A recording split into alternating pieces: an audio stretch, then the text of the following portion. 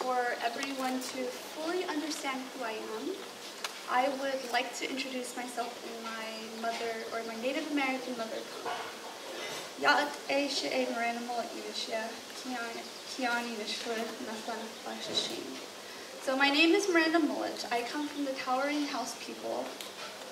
My father's people are the faraway people. So I'm coming here today to speak about new ideas and new possibilities. As a child, I was very fortunate because I had the influence of my grandparents. They taught me about traditional values as a Navajo girl, about the cycle in life and how everything is connected, and how everything is living from the air to the water, to the animals, to us, and to the soil, of course.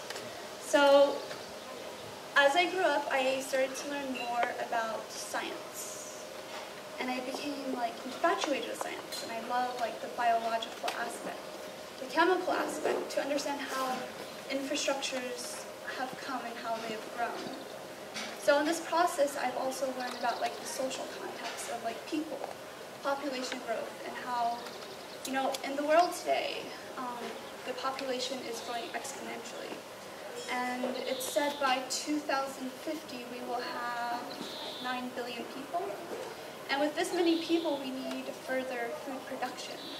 And with modern agriculture, we've had the opportunity to significantly increase food production. But the problem with modern agriculture is a short-term solution, because what happens is, like I said, the soil is living. For example, there's a fungi called mycorrhizae that lives in connection with the roots, and with this connection, plants are able to absorb nutrients.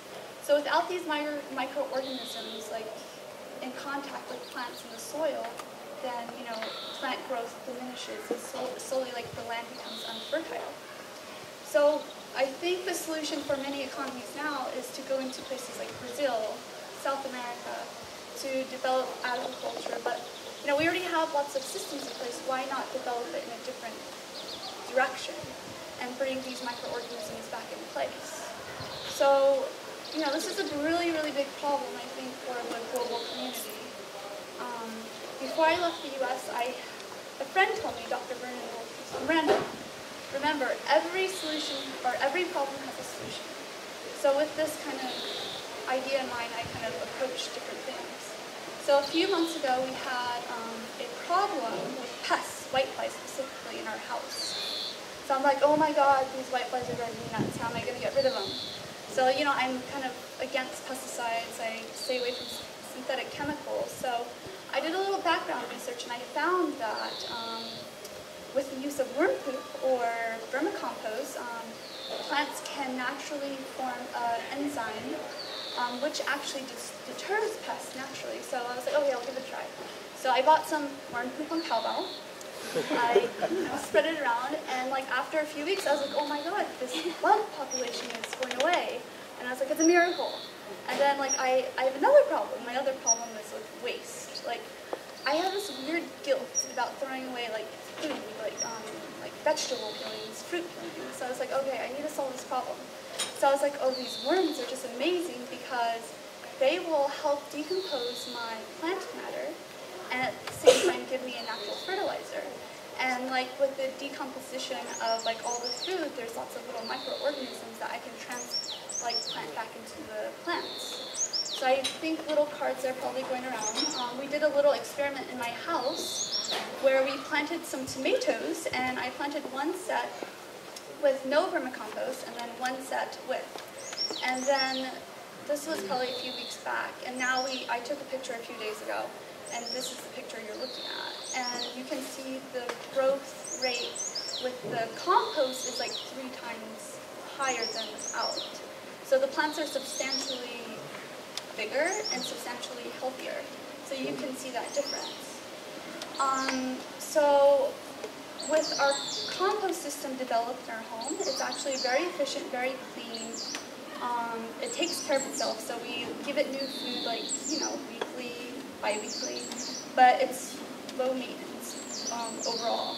So I actually have another friend who is contributing to the project, and she's giving me waste from her office. So, we're kind of developing a network on how to produce more natural fertilizers so that we can distribute it later. So I think my idea and my vision is to, encourage the Beijing community to be part of this project, because, a lot of local organic farms are popping up everywhere outside of Beijing, but as consumers, it's our responsibility to contribute back. We can't just always take. So we need to, take some time aside and be like, okay, it's our turn to give back to the community. So we are looking this fall to build a larger infrastructure to include more people and to work with farms outside the city. And this is not like it's my idea. This idea is happening like globally.